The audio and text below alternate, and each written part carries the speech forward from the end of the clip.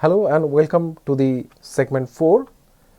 In this segment, we will talk about the interconnects. In the previous segment, we have seen a single GPU, right? So you have the single GPU and you can see the different segments or blocks of the GPUs where we run or we offload the AI workload and what are their advantages.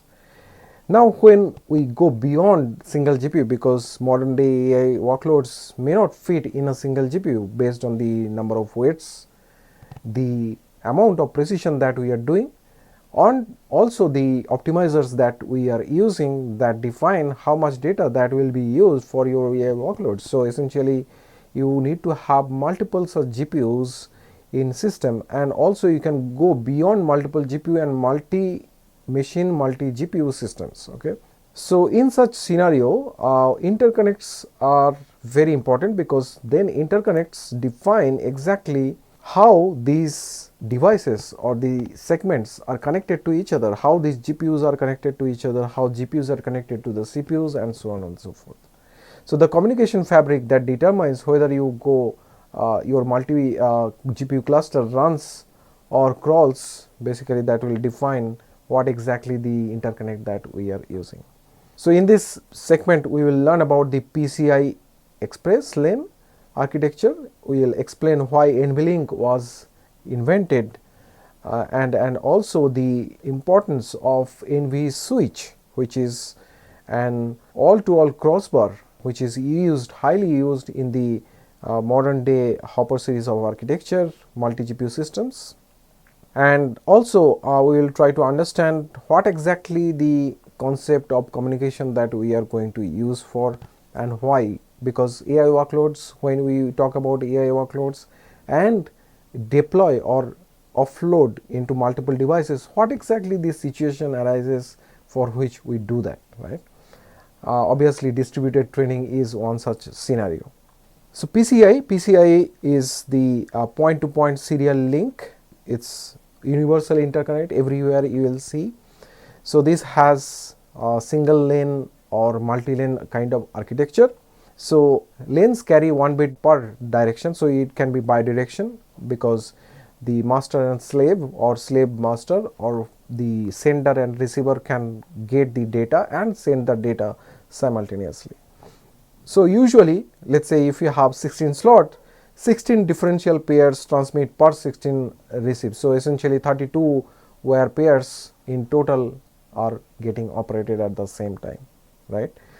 So PCI bandwidth is defined by several different series that come into, like PCI Express 3.0 with 16 channel comes with 16 Gbps per direction. So this is the data bandwidth that we get with the PCI Express 3.0. These are usually used in GPUs, earlier GPUs, usually in the era of 2017 and so on and so forth. From the Ampere series and so on, we usually use the PCI 4, which is giving you 32 Gbps per direction. And in the later series, like Hopper series of architecture, we use post 2022, we usually use PCI 5.0. With 16 channel, it gives around 64 Gbps per direction. PCI 6 gives the latest version, which is basically giving you 128 Gbps per direction, right? So essentially the bandwidth here is getting increased in each generation of PCI Express. But is that enough? So this is an universal interconnect, right? So you can connect your CPU with GPU, so CPU to GPU transfer should happen through PCI and so on and so forth. Okay, so like this topology, PCI topology in AI servers that are usually used, like complex root complex connects to PCIe switches downstream, and multiple GPUs shared switch uplink bandwidth for making it contention at scale. So these are essentially your CPU to GPU, GPU to CPU kind of communication. Okay, but when we go for GPU to GPU, because in the Hopper architecture that you have seen in the previous segments, when we talked about the Hopper architecture, we saw that multi-socket architecture, and in each socket you have cores as well as its own DRAM as well as its multiple GPUs, right? So how they are interconnected? Can we connect each GPU with this same universal PCIe Express? May or may not be. So that we will try to discover what exactly should we do, okay, in such cases where we have GPU to GPU connection. Here we will take an example of training one model which is having 7 billion parameters in AP16, okay. So let's take this model and see how we can train this model in multi GPU kind of system, okay, and try to understand why these interconnects are important. So to discuss this, we will take a very basic architecture which is this multi GPU architecture, right. So here we want to have a system with 8 GPUs, right, or for simplicity reason, if I let's say have these 4 such GPUs, okay, let's say 8 GPUs we have. So 0th GPU, 1, 2, 3 and 7th GPU, right. So you have total 8 GPU, right. Now I want to run this model or train this model of 7 billion parameters. How much parameter that we will see, but basically I want to train this model and I am seeing that the number of parameters are very high in this case, which is 7 billion, let's say. So that means there are two ways of doing the training, which is one called the model parallel, okay. So model parallel or model P here and data parallel, data P here, okay. So in the model parallel, what we usually do is that we break down this model and chunk this model into different GPUs or offload this model into different GPUs. Let's say I have 1 to 16th layer in the first GPU, 17 to 32th layer in the second GPU, 33 till 48th layer in the third GPU, 49th to 64th layer to 4th GPU and so on and so forth, okay. So this is the model, and model has been chunked or model has been distributed across these different GPUs, then we are training, right. So essentially we are training means we are learning parameters for these different layers and then we will aggregate. Similarly, in the data parallel case, what happens is that we have multiple such GPUs, right. We have 0th GPU, 1, 2 till 7th, right. So now in this model parallel, okay, I have 16th layer training is being trained on the first GPU, but all the data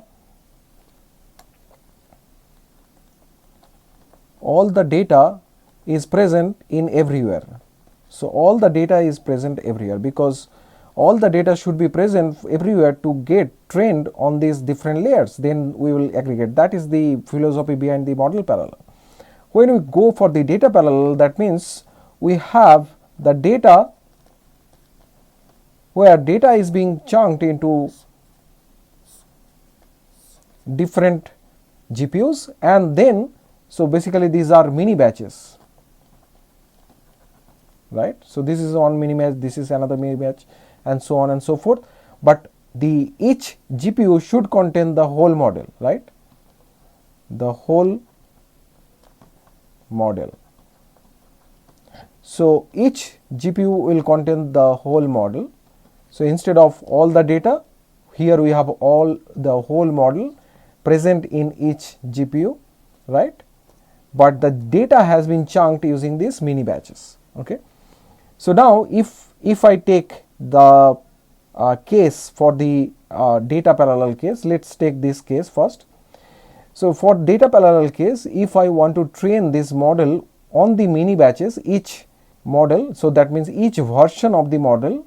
So here I have one version of the model, I have another version of the model because it's the same model, right, but they are getting trained on different data. So I have mini batch 1, mini batch 1, mini batch 2, mini batch 3, mini batch 4 and so on and so forth. So let's say this is mini batch 7, right. So now in this mini batch, how much or how we are training this model, that depends basically on how we are aggregating, because each stage when we do the model training, after we learn the parameters for, let's say we do the backward forward pass, and basically when we learn the gradients of each layer for this model, for this mini batch, then we have to update the model weights based on the gradients that is learned. But the gradients that are learned here, that is different, here that is different, here that is different, and here also that is different.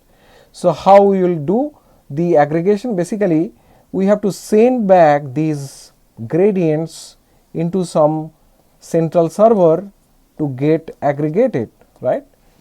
And then once this is aggregated, then it will be sent back or broadcasted again to each of these GPUs, right? So this is how the model is getting trained. So this is one way of doing training in the multiple GPUs, right? So that's why we call it the let's say, so one such algorithm to do that is all reduce algorithm, and it needs 2 times n-1 by n total number of, let's say, communications.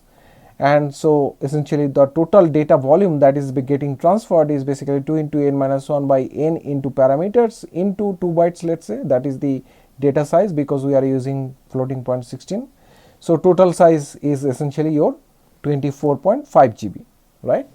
So now you imagine that at 64 GB per second, so how much total time it takes? So 24.5 GB by your 64 Gbps, so though that becomes your total of 380 millisecond if we use my PCIe, which is, let's say, this PCIe 5.0 16 channel. So this gives me this data transfer, this entire data transfer for 24 GB for around 380 milliseconds. But we need to reach that to 20 milliseconds, 380 milliseconds just to aggregate, and basically data transfer is very high basically. So we need to go towards this 20 millisecond, and that is exactly where the NVLink was introduced, where this NVLink is essentially your replacement of PCI Express into your GPU to GPU connection, right?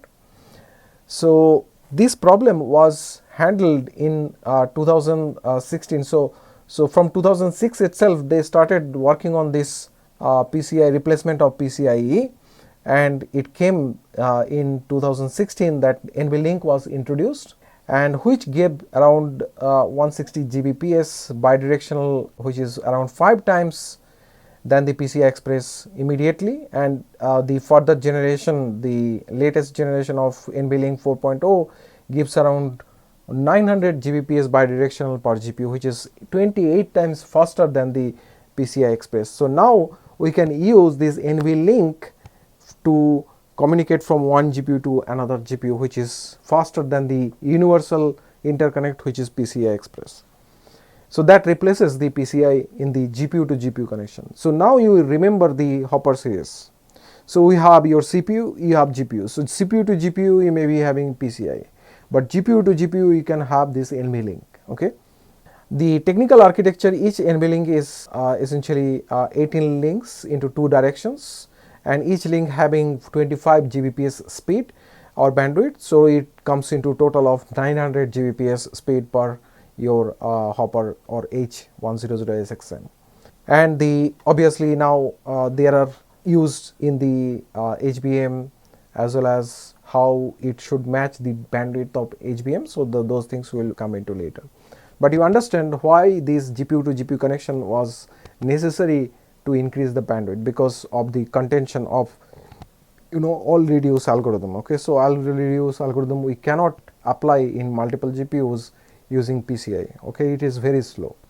So now you imagine that you have multiple GPUs now, where you had this multiple GPUs where you have 1, 2, 3, 4. So we saw that in each socket I have 4 GPUs, right, connected to each other, and these are your NVLink, let's say, right. So now if I want to go from here to here, that is 900 Gbps, but if I want to go from here to here, there is no way to go from here to here without hopping or connecting this. If I want to go from here to here, there is no way we can go directly here, so we have to hop from here to here, then here to here, and here to here. So that is called the bottleneck in GPU to GPU connection. If I want to have, or I want to connect multiple GPUs or communicate multiple GPUs together, okay, or let's say one hop connection or multi-hop connection will bottleneck, or the reduction of the bandwidth will be visible if we want to have multi-hop communication in this multiple GPU scenario, okay. And that is exactly where this NVSwitch came into picture, which is having point-to-point full mesh architecture, where it is basically, you can see that this hopper GPU 0, GPU 1, GPU 2, GPU 3, again hopper GPU 4, 5, 6, 7, everyone is connected through this NV switch, which is having your 4 switches here in one H100 architecture, okay. So this is kind of a crossbar, so everyone can connect to everyone through these switches. You can see there is connection between this everyone to everyone, and 4 switches are connected to each other, so they can actually just transfer the data, and basically each GPU can connect to each other. So you can see from each socket, so this socket, the first socket 4 GPUs are connected to a single switch, and in the second switch we have connection to the GPUs from the second socket. Similarly, you have this NV switch 1 and 2 as well, and essentially they are connected to each other for facilitating bidirectional communication between the sockets as well, okay.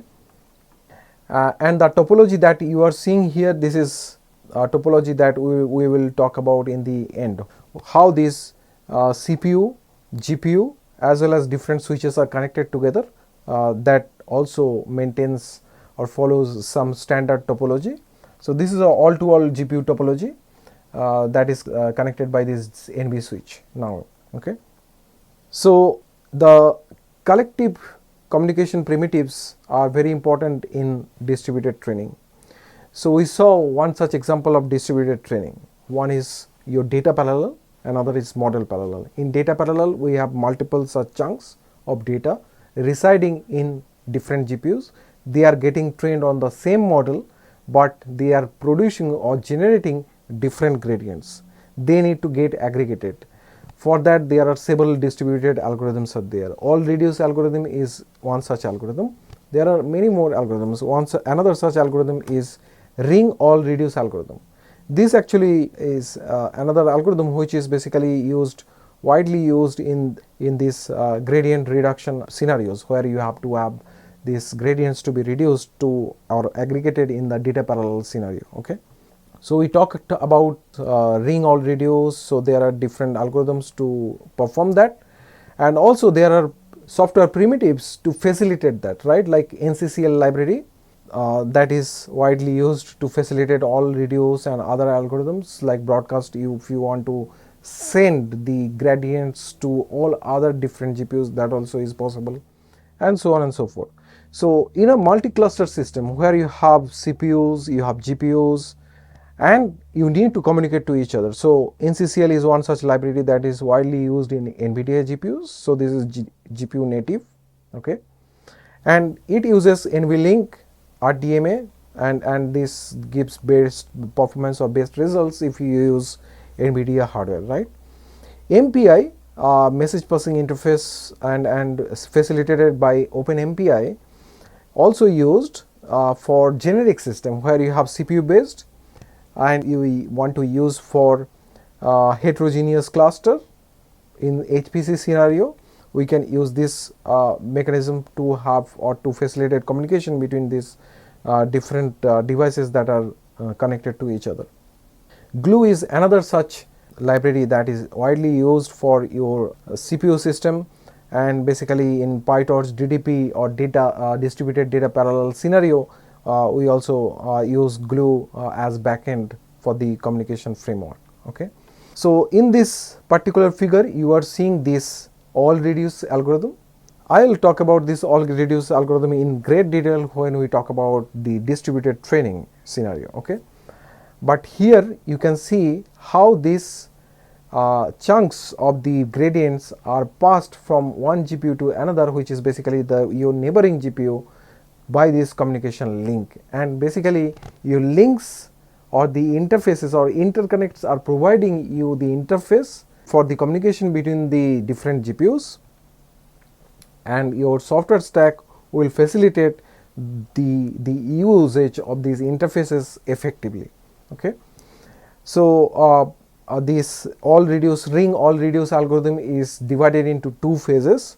One is reduce scatter. So essentially the gradients are being reduced into 1 by n chunks based on how many number of GPUs that you have. N is basically your number of GPUs, and each chunk will be passed to neighboring GPUs, and then they will get aggregated or summed, and basically after the summation the partial gradients will be passed again to the neighboring GPUs, and they will compute the full gradient. So that's how all of them will have the full gradient present after the end of the altogether phase. So that's how the partial gradient computation will convert into full gradient computation using this kind of distributed algorithms, facilitating the interconnects in the GPUs. Okay.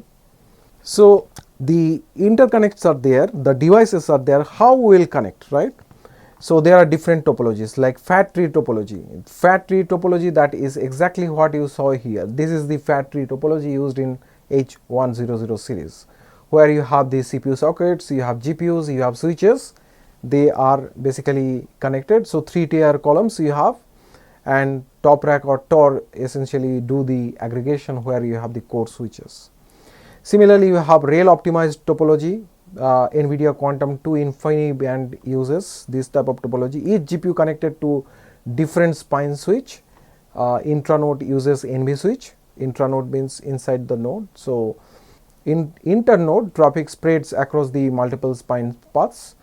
So this type of topology is also present. Torus networks are also present in Google TPUs, where you have pods, multiple such TPUs, and they are in torus connection, and that is 3D torus is there, 4D torus is there. So nodes are arranged in multi-dimensional grid. So you have 1 dimension, you have 2 dimension, you have 3 dimensions. So basically grids or the nodes are arranged in a cube shaped architecture, where you have the nodes present across the x-axis, y-axis and z-axis, and basically you are making this torus connection, and there are pods available. TPU V4 pod is having 4096 chips using this 3D torus interconnect, excellent for collective operations. So AMD EPYC Frontier uses 3D torus single shot 11 network. So this is single shot 11 is the network that is used inside this 3D torus. So these are different topologies that people use to connect these devices using the interconnects that we have so far. So obviously for training jobs we will use the NVSwitch topology, which is very good and improved performance jump into from the previous generation of topologies. Multi-nodes are also good for your training at scale, and HPC at scale, where you have, let's say, 1000 more than 1000 GPUs. InfiniBand are widely used for this kind of NVIDIA ecosystem. Okay. So obviously tool usage will come into in the classes where we will actually use the deployments. Okay. So far whatever you have seen, starting from a single CPU, single GPU, multi GPU, multi CPU kind of system, no need to panic here, because we are doing the review of different architectures that is available in the, let's say, cloud, in your organization, in your let's say system on premise. So be it your cloud ecosystem deployed in on premise, or you are using cloud system which are, let's say, organization based. Different organizations use different cloud systems. So they are exactly what kind of topologies, what kind of interconnects they are using. There are ways to see that and essentially get maximum out of that topology interconnect, the multi-system, multi-GPU, multi-cluster system that is available. Based on that, you can actually plan your offload acceleration. So essentially in this course we will start with very simple examples, and we will see how to scale that till you have a multi-cluster system. Okay, but that does not mean that it's complicated. It's basically at scale. So what scale that you are doing or deploying your AI workloads, that will define, or that will be defined by the system that we are targeting, and of course the amount of AI workload that we are going to offload, right? So that is exactly why we are actually reviewing these existing system, existing topologies, existing devices and accelerators that are present. So in summary, PCIe is very excellent as universal bidirectional high bandwidth interface or interconnect, but for GPU to GPU connection we usually use NVLink, and for multi GPU communication we usually use NVSwitch. So NVLink, NVSwitch, PCIe, and then different topologies like ring, the tree topology, the star, torus, different topologies that we use for different systems, like your H100 is using your tree topology, right? All fat tree topology that is being used as I talked about. So different benchmarks, different topologies, different systems, that's how it works. So we talked about the interconnects, we talked about the systems that are available, single GPU, multi GPU, and CPUs that we talked about. In the upcoming segment, we will talk about the software stack that helps to extract the maximum advantage from this underlying system, right? So with this, we'll conclude this segment. Thank you.